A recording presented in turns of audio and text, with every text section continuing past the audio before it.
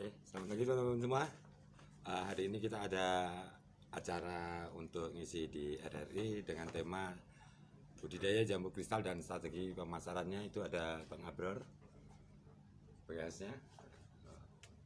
Ada Pak Hururi, beliau adalah petani jambu kristal kita yang sudah terkemuka di Rasus Jaya 3 ya. Kasih lagi. Ya nanti saksikan aja ya jalan kita. 2, 1. Baiklah, saudara pendengar dimanapun Anda berada, Anda masih bersama kami Radio Republik Indonesia Pontianak. Kali ini dengan acara Kiprah Desa untuk jumpa kita di edisi hari ini, hari Rabu tanggal 30 September 2020. Dan kami berharap menjumpai Anda, Bapak Ibu Tani dan pecinta pertanian malam hari ini, semuanya dalam keadaan sehat sejahtera tanpa kurang satu apapun juga. Kali ini kita membahas topik budidaya jambu kristal dengan kualitas super. Kita angkat topik ini bersama narasumber yang telah hadir di studio. Yang pertama, Ketua Komunitas Gram Kalbar, Mas Priyono Esrut. Selamat malam, Mas. Selamat malam Bapak Ibu Tani sekalian, selamat malam Bang Abror. Dan juga telah hadir di sini Bang Bahrozi, petani jambu kristal Rasul Jaya. Selamat malam. Selamat malam. Dan juga ada di sini praktisi pertanian Mas Sabta Taruna. Selamat malam. Selamat malam. Bagi Bapak Ibu Tani dan pecinta pertanian di mana-mana berada, sesuai dengan topik kita budidaya jambu kristal dengan kualitas super, ini sangat penting sekali. Bagaimana cara membudidayakan jambu kristal dengan nilai ekonomis yang tinggi. Dan tentu saja ini perlu dari awal, dari penentuan bibit, benih, kemudian pemupukan, dan juga tentu saja kesesuaian ekosistem dari tanaman itu sendiri. Nah, untuk itu mungkin saya ke Mas Priyono dulu selaku Ketua Komunitas Gram Gerakan Ayo Menanam Kalbar terkait ini, Mas, budidaya jambu kristal dengan kualitas super. Kita tahu pada saat ini jambu kristal itu memang sudah memiliki nilai ekonomis tersendiri bagi masyarakat, terutama apalagi di masa COVID ini untuk menjaga imunitas tubuh. Ya benar sekali Bang Abror. Jadi kalau kita bicara tentang jambu kristal ini seksi sekali menurut saya begitu loh. Karena apa? Ini salah satu varietas yang menurut saya bisa untuk mengangkat perekonomian masyarakat secara instan. Jadi jambu kristal ada beberapa kelebihan, antara lain dia berbuahnya cepat. Jadi 7 bulan aja itu sudah panen, bukan berbunga, bukan mulai berbuah, tapi 7 bulan sudah panen. Sudah panen. Ya, bahkan di beberapa tempat ada 5-6 bulan saja sudah panen. Kelebihannya itu. Yang kedua, rasanya manis, enak, renyah.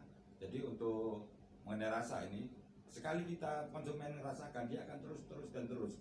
Makanya permintaan setiap hari bukannya makin kecil, akan semakin terus membesar. Kita buktikan bahwa petani sekarang kita tidak pernah cukup untuk memenuhi kebutuhan jambu kristal ini. Di samping rasanya adalah daya simpan, karena sebagus apapun suatu produk itu kalau daya simpannya rendah itu harganya pasti akan jatuh. Contohnya kita produk unggulan kita salah satunya adalah langsat seperti itu kan. Ya, agak lama nih. Rasanya ini kan enak langsat ini, tapi pernah nggak kita bisa menembus pasar Jakarta atau ekspor? Kan tidak pernah bisa, karena daya simpannya begitu panen sekarang jarak 2 hari sudah mulai coklat kulitnya ya.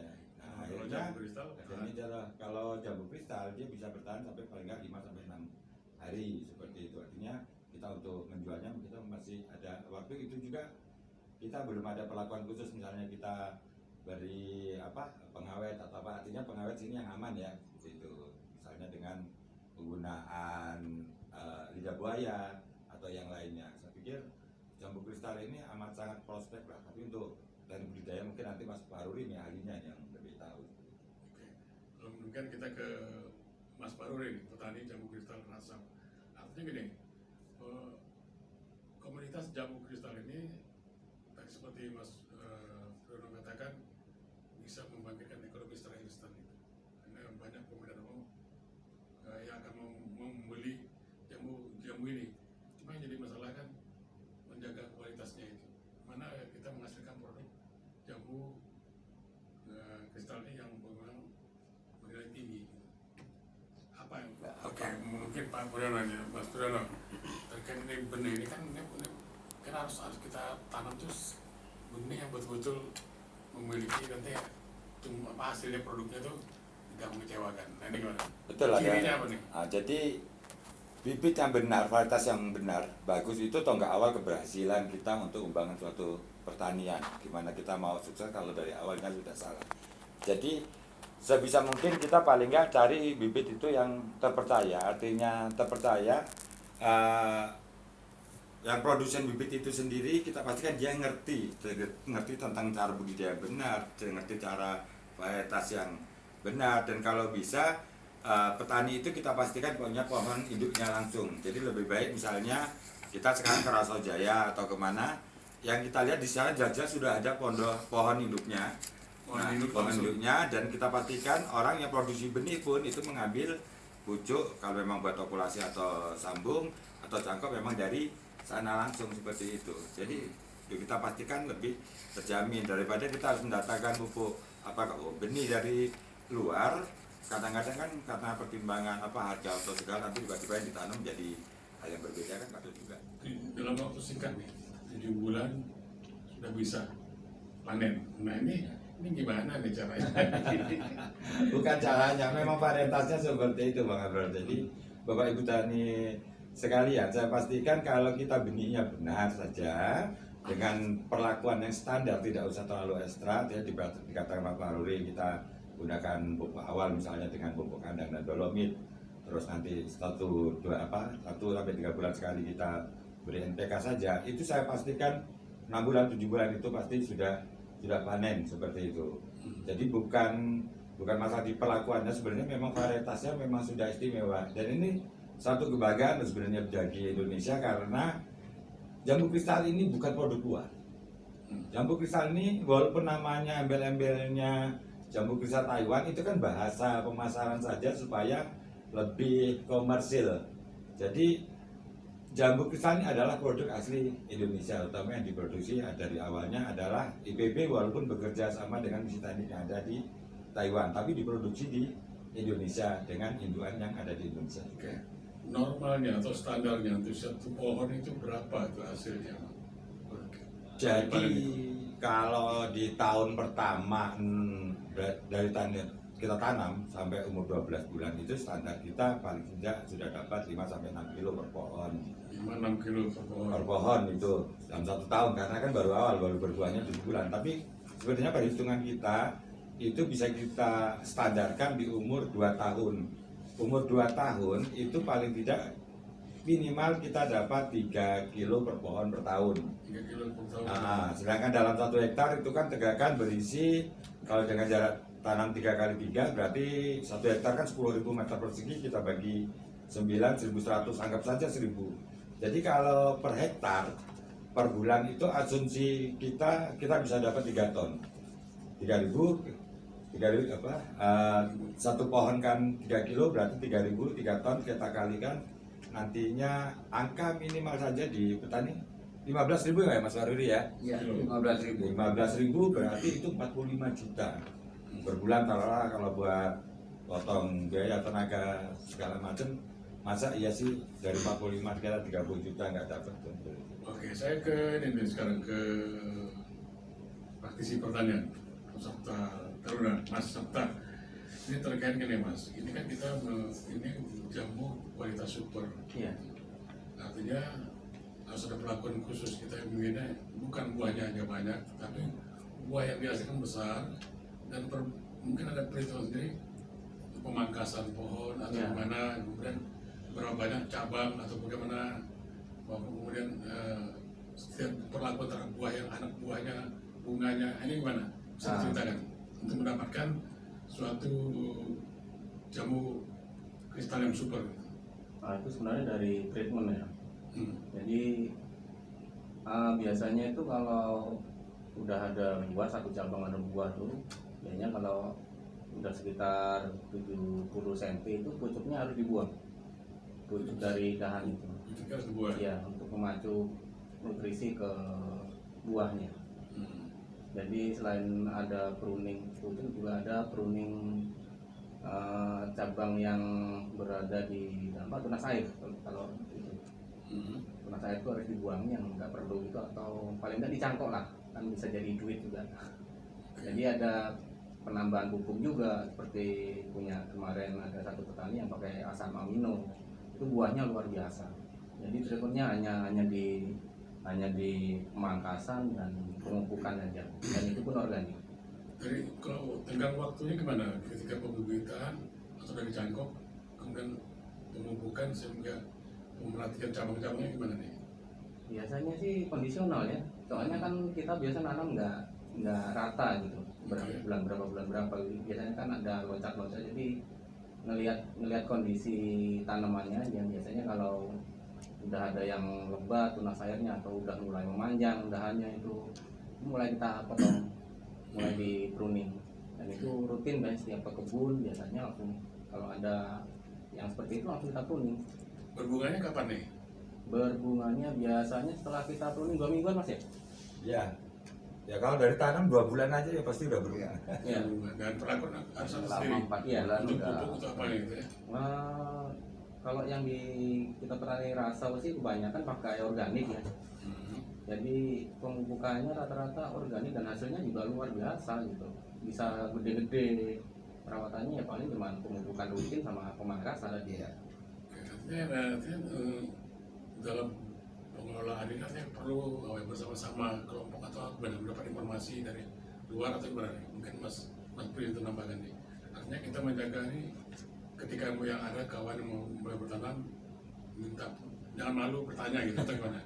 Ya, jadi kita akan ada komunitas Gerakan Ayo Menanam ini memang sudah intens terutama untuk di masyarakat Raso Jaya 3, itu dimana di sana sekarang sudah benar-benar menjadi sentral untuk kebun jambu kristal ini, dan kita bisa belajar atau melihat langsung lah untuk meyakinkan diri kita sendiri bahwa potensi jambu kristal ini ada, dan kita melakukan pembinaan secara intensif, paling tidak melakukan pengunjungan sebulan sekali terhadap petani, dan kita akan selalu kontrol apa sih kekurangan mereka dan keluh kesah mereka, misalnya untuk hal pemasaran atau memang kemarin ada gangguan rupanya intensitas hujan terlalu tinggi, jadi tepi daunnya kan kuning itu. Kalau intensitas hujannya tinggi berarti tanahnya tambah masam, solusinya bagaimana, perlu kita dolomit seperti itulah. Jadi memang pendampingan kepada petani ini amat sangat penting untuk supaya masyarakat itu lebih sejahtera dengan peningkatan produksinya. Super. Saya ke Mas Paruri lagi selaku petani jambu kristal ini.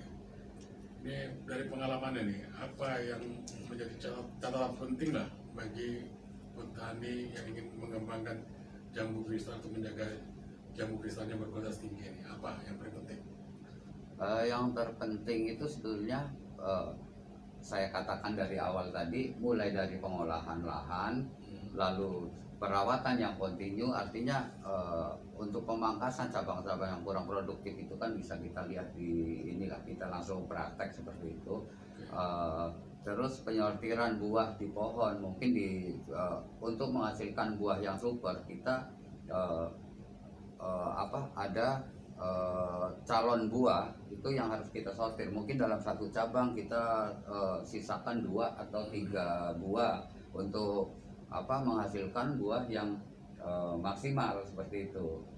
Terus pemupukan juga sebetulnya tidak terlalu bahasanya ini pemupukan jambu kristal itu nggak banyak Pak, cuma harus kontinu. Seperti itu. Artinya kita beri jarak umpamanya untuk tahun pertama itu biasanya mulai dari 0 hari tanam itu per 3 bulan kita harus pemberian pupuk. Nah, di situ kita pemberian pupuk itu juga tidak harus ya, selama ini kan kita itu tergantung dengan pupuk-pupuk kimia. Nah, ternyata dengan pupuk organik yang kami praktekkan di lahan itu, dengan apa yang ada di lingkungan kita seperti rumput yang di air atau sisa makanan atau limbah dari tambak ikan, itu kita manfaatkan dan hasilnya memang luar biasa. Oke. Ini kan orang sekarang dia sukanya kan dengan pupuk yang organik gitu ya, kan lebih menekankan pada segi kesehatannya gitu. Iya. Kemudian juga rasa Betul. manis ini bisa dengan pupuk ini atau gimana? sangat-sangat bisa. Mungkin sama dari Mas Pri ada gimana? Ya, kemarin sudah kita teman-teman juga main ke sana untuk membandingkan, jadi langsung bagaimana rasanya. Jadi kita makan yang organik dengan non organik, ternyata memang yang organik kualitasnya lebih bagus, walaupun besarnya tidak seberapa loh. Artinya lebih besar yang kimia, ya karena pasokan pupuknya kan lebih mudah, tapi yang organik menang di kualitas. Rasanya rasa. jauh lebih bagus. Dan pupuk organik saya pikir tidak terlalu sulit kok. Pupuk kandang kan ada, setelah kita tanah ayam atau kambing atau sapi seperti itu. Dan untuk pasokan unsur nitrogen, tanaman butuh untuk pembesaran buah, untuk pertumbuhan batang, daun, itu nitrogen kita bisa dapat dari tanaman air atau rumpun legum, itu kacang-kacangan. Kacang-kacangan itu ya kalau ya bekasnya daun kacang tanah atau apa sisa pertanian kan bisa dimanfaatkan itu untuk sumber nitrogen, untuk pertumbuhan apa supaya bunganya banyak, kan kita butuh fosfat, itu bisa kita dari batang pisang ya, dicacah, difermentasi seperti itu. Terus untuk supaya buahnya manis lebat kita butuh unsur kalium ya, kalau bahasa apa dagangnya KCl seperti itu, KCl kita bisa ganti dengan sabut kelapa aja, direndam 2 minggu, siramkan. Jadi pupuk itu sebenarnya ada di sekitar kita dan mudah kita dapat, tinggal kita mau tahu atau mau praktek saja. Kemudian hama penyakitnya apa ya nanti perlu ditanggulangi? Hama penyakit sih kebanyakan belalang seperti itu, yaitu kutu putih atau kutu kebul. Nah ini Mas Sabta nanti bisa ceritain untuk sebenarnya kalau hama di belalang sih tidak seberapa, justru di kutu kebul. Ini Mas Sabta ada pengalaman pribadi itu untuk Silakan pengendalian. Mas Sabta, ini gimana nih? Terkait dengan Pengalaman buruk dengan kutu Apa kebul. ya? Pernah saja kayaknya. Pernah dikecewakan sama kutu kebul. Jadi karena melihat potensi untuk pupuk di desa Kasaujaya sendiri itu sangat-sangat banyak, seperti yang Mas Ruri beri informasi tadi. Jadi untuk yang pestisida kita sendiri pakai, untuk saya sendiri saya pakai yang ini, yang organik gitu. Jadi sehat untuk yang nyemprot, sehat untuk tanaman, sehat untuk yang makan nanti konsumen gitu kan. buatnya tidak susah. Nggak susah, Ya. bahannya ada. Soalnya di kebetulan tetangga ada nanam jeruk nipis, bisa juga pakai jeruk lemon, nah itu aja yang kita pakai. Oke, artinya alangkah baiknya kalau juga menanam Iya. menanam jambu, Dan jambu, nanam juga jeruk nanam itu. jeruk juga untuk pestisidanya. Jadi cuman diambil ininya aja, diperas, lalu disimpan 1 malam, nanti dikasih micin gitu aja, kita 1 sendok gitu. Dikasih ini dalam botol. Iya, di dalam botol, taruh aja dalam, misal bikin 1 liter, 1 liter kita kasih air perasan jeruk 1 liter, kita kasih micin 1 sendok aja, simpan besok 1 malam, baru besoknya bisa dipakai. Semprotkan, itu jamur juga hilang ternyata. Dan apa sehat. Sehat, organik. Oke, saya Mas Priyono nih selaku Ketua Komunitas Gerakan Ayo Menanam Gabar. Ini kan hasil dari tadi panen nih. Harus ada hasilnya. Ya, harus. Orang capek nanam kan. Ini gimana nih? Ketika panen itu apa yang perlu diperhatikan dan untuk bisa lalu masuk ke pasaran? Nah, yang pertama jelas kalau kita ngomong kualitas, kita ngomong ukuran. Ukuran itu paling tidak kalau untuk pasar lokal aja 2 on, tapi 2 on up. Tapi kalau kita mau pasar swalayan itu 3 on, 3 on sampai 4 on. Tidak boleh juga 5 on atau di bawah 3 on seperti itu. Jadi remnya agak lebih sempit. Itu kalau, tapi kelebihan kita kalau untuk memasukkan ke swalayan tentunya harganya akan lebih bagus. Terus yang kedua di samping besar adalah tampilannya mulus, tidak boleh ada bercak-bercak hitam atau apapun tampil yang apa bikin jelek tampilan, tidak bisa. Terus di luar itu ya tanaman apa lagi ya, warna tampilan semuanya itu ya harus benar-benar bagus. Tapi pada dasarnya untuk di jambu kristal sendiri tidak rewel, asal dari awal start kita pembungkusannya waktunya tepat. Artinya bukan dari ibu jari kita bungkus, tidak terlambat lebih besar, itu kita aman dari serangan lalat buah. Yang kita bayangkan itu. Jadi kalau udah terlalu besar kita bungkus, nanti ada serangan lalat buah, akhirnya buah di dalamnya busuk, tidak bisa terjual. Seperti itu. Dan pasarnya saya pikir luar biasa lah kalau buat jambu kristal ini, nggak ada kesulitan. Oke, sebagai closing statement apa yang ingin disampaikan nih? Mas Berdula.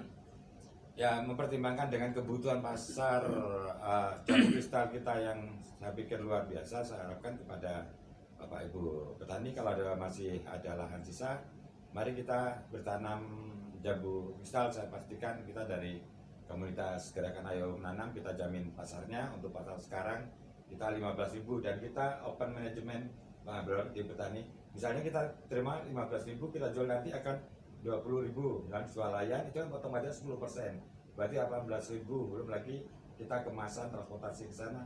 Ya taruhlah kita untung cuma 1.000-2.000, saya pikir itu wajar. Yang penting petani harus kita pantau terus untuk pemasarannya, ada keterjaminan pasar dengan harga yang cukup bagus lah, seperti itu. Kita jangan harapkan lagi nanti tunggu-tunggu untuk mengambil dengan harga yang rendah. Oke, Mas Baruri, apa yang ingin sampaikan? Ya, menurut saya dengan apa yang dijaminkan oleh Pak Priyono itu sepertinya sudah tidak ada alasan lagi bagi petani yang takut-takut untuk membudidayakan jambu kristal, Pak.